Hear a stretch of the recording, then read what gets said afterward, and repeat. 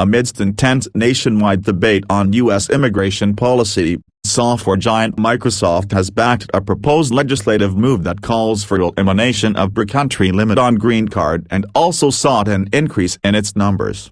In a blog post on Tuesday, Brad Smith, Microsoft's president and chief legal officer, said the company supports pending legislations to overhaul the U.S. citizenship policy.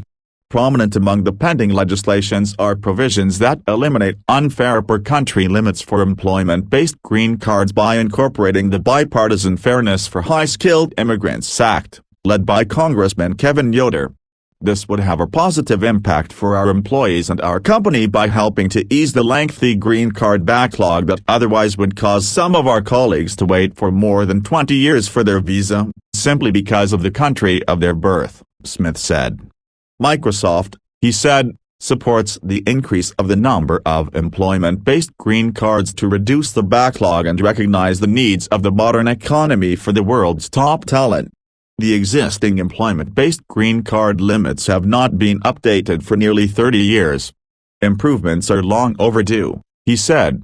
Smith also supported the proposed legislation that provides a path to permanent residence and citizenship for individuals eligible for Deferred Action for Childhood Arrivals, DACA, and said that it would provide welcome clarity and a path for eventual citizenship for our DACA employees and thousands of other young individuals who are seeking to contribute to this country.